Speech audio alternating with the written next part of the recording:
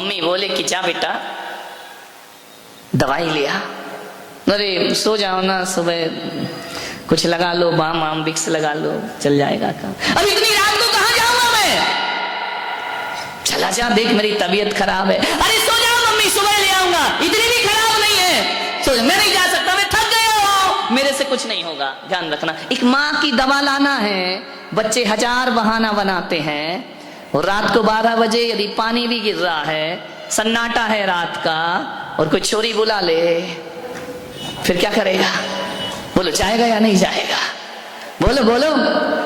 अरे बुजुर्गों तुम भी बताओ यार, तुम सब कर चुके हो ये कर्म, बच्चों की तरफ काहे को देख रहे हो?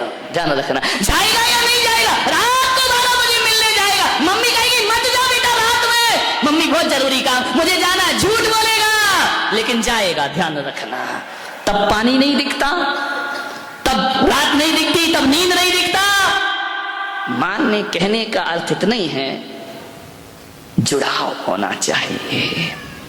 यदि आपका लगाव, आपका अटैचमेंट जिसके प्रति ज्यादा है, तो एक बात ध्यान रखना, उसके अवगुण भी गुण ही लगते हैं, और जिससे लगाव नहीं है उसके सद्गुण भी अवगुण जैसे लगा करते हैं।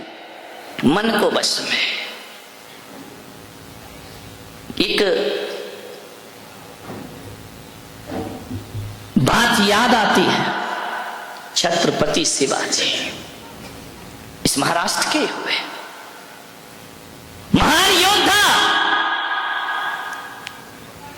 अद्भुत शौर्य था उनके पास। शिवाजी महाराज, ध्यान रखना, हिंदुत्व में प्राण फूंक दी जिन्होंने, भारत के स्वाभिमान को शौर्य प्रदान कर दिया जिन्होंने। ध्यान रखना, वो राजा, वो छत्रपति शिवा एक दिन किसी स्थान पर रुके थे, रात्रि में विश्राम कर रहे थे कि कोई एक बहुत सुंदरी रूप लावण्य की धनी खिड़की से उनके कमरे में आ गई।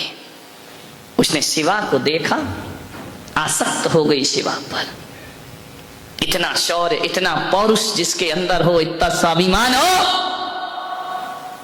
शिवा जी रात में उठे, उन्होंने कहा तुम यहां कैसे आई, और इतनी रात में तुम्हारा आना उचित नहीं है मेरे कक्ष में, अभी यहां से निकल जाओ।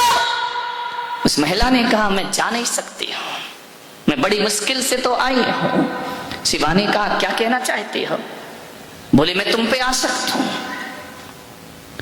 मैं तुमसे आसक्त हूं, तुम्हारा आलिंगन चाहिए। शिवा ने कहा क्या कह रही हो तुम? बोले शिवा मैं तुम पर मोहित हूं, तुम्हारी कायल हूं, तुम्हारे कृत्यों की प्रशंसक हूं, मैं तुमसे प्रभावित हूं। क्या चाहती हो? यही चाहती हूं कि मैं अपनी कोख से तुम्हारे जैसे बेटे को जन्म दूं, यही मेरा अभिप्राय है। केवल मैं एक मां बनना चाहती हूं तुम्हारे बच्चे की, तुम्हारी कोख में, अपनी कोख से तुम्हारे जैसा बेटे को जन्म। शिवा ने कहा कि तुम क्या कह रही हो, मेरे माध्यम से तुम्हारी कोख में औलाद मेरे जैसी हो? मां जरा ये तो बता, कोई जरूरी थोड़ी है कि महापुरुषों के घर में महापुरुष ही जन्म लेते हो। कोई जरूरी नहीं है कि निकृष्ट घर में महापुरुषों का जन्म ना होता हो। एक बात याद कर, तुझे मेरे जैसा पुत्र चाहिए?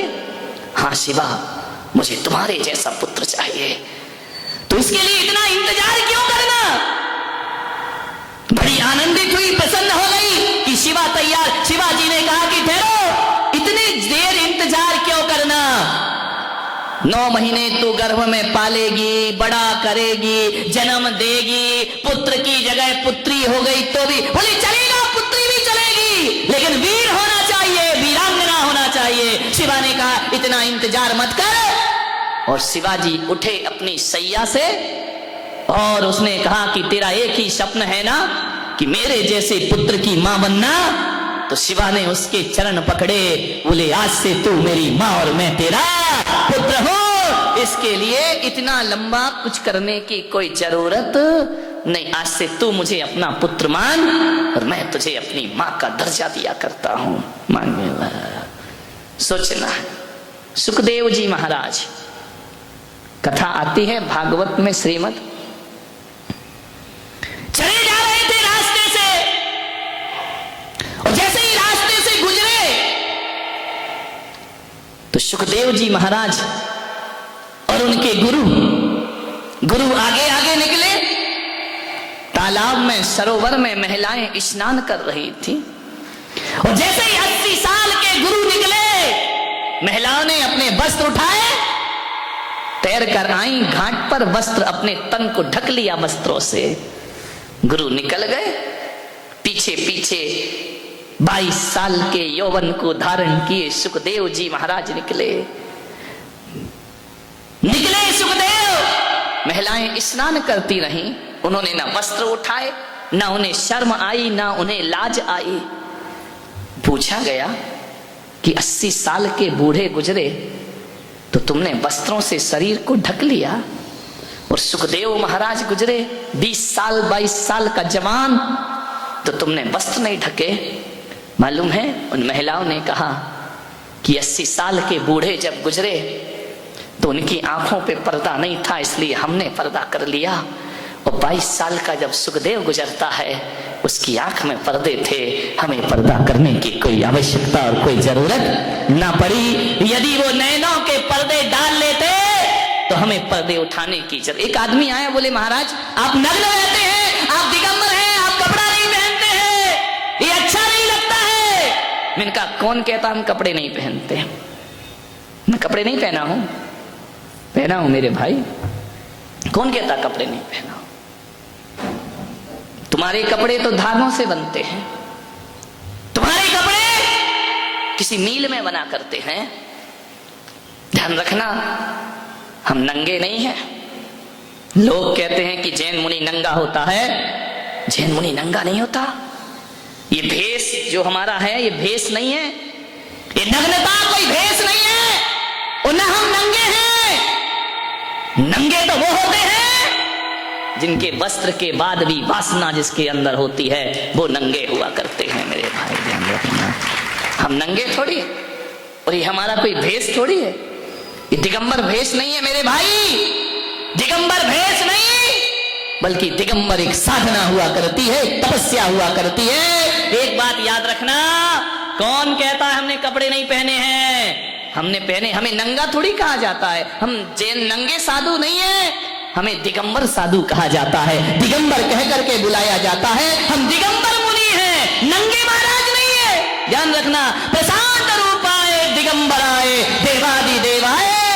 नो, हम दिगंबर हैं। ध्यान रखना, दिगंबर कौन होता है?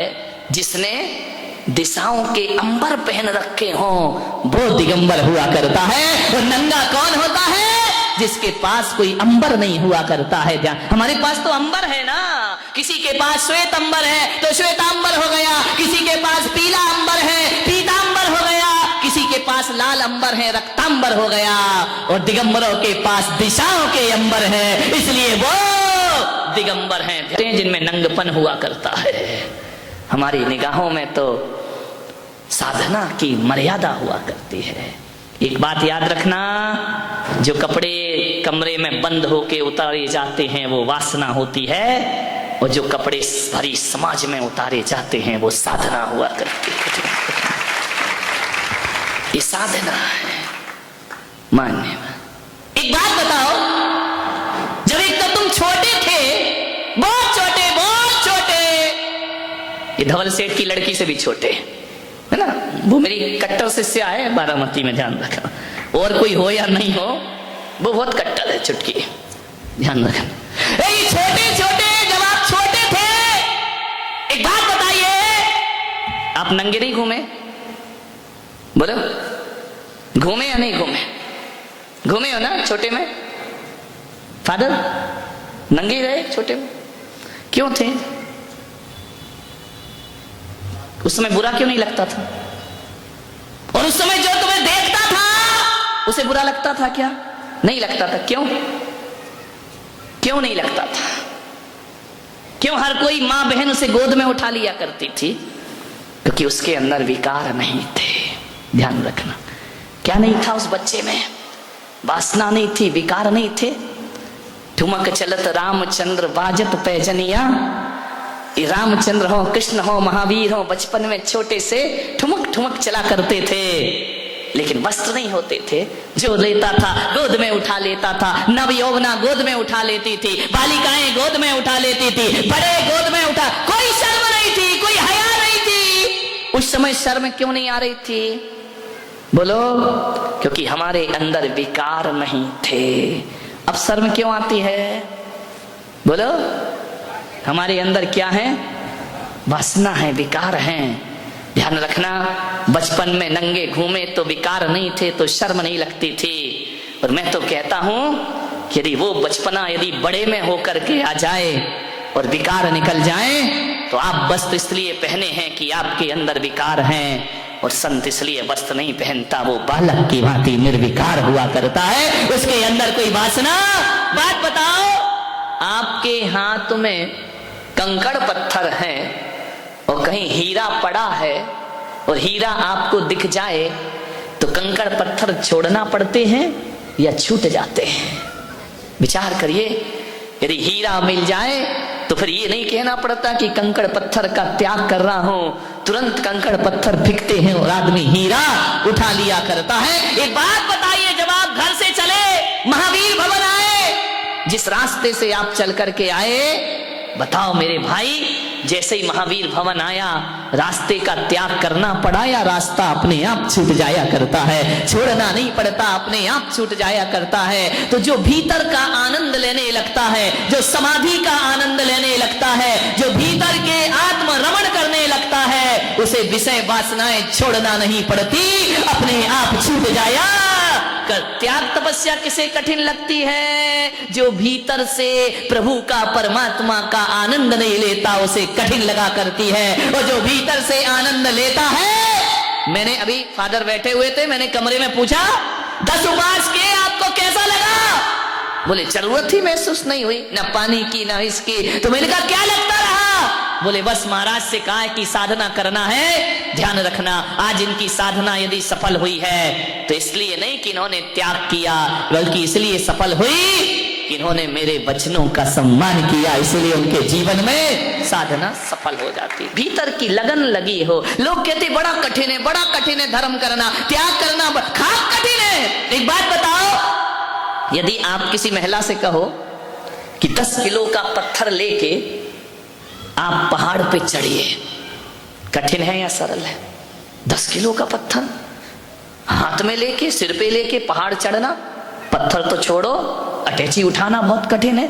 शिखर जी जाओ, अपना ही शरीर भारी लगने लगता है चढ़ते चढ़ते, कि यार ये शरीर भी अलग हो जाए तो मैं आराम से चढ़ जाऊं। विचार करिए, 10 किलो का पत्थर लेकर एक महिला पहाड़ पे चढ़ना कठिन काम है। पहाड़ तो बहुत बड़ी बात है, 10 किलो का पत्थर लेके दूसरे मंजिल पे पहुंचना कठिन काम है। वहां भी लिफ्ट ढूंढना पड़ती है कि हमसे ये वजन उठने वाला 10 किलो का पत्थर एक पहाड़ पे लेके चढ़ना बहुत कठिन काम हुआ करता है, बहुत कठिन काम हुआ करता है। लेकिन मैं आपसे पूछ रहा हूं, पत्थर भारी है, पत्थर का वजन है, लेकिन एक बात बताओ बारामती वालों, 10 किलो का बच्चा लेकर जब आप मां चढ़ती है तो भारी लगता है या हल्का लगता है? विचार करिए। बच्चे में वजन हल्का हो जाता है, पत्थर में वजन भारी हो जाता है। पत्थर लेके चढ़ना कठिन है, लेकिन बच्चे को लेके चढ़ना, वजन दोनों का एक सा है। 10 किलो का बच्चा भी है और 10 किलो का पत्थर भी है। कौन सी चीज भारी है और कौन सी चीज हल्की?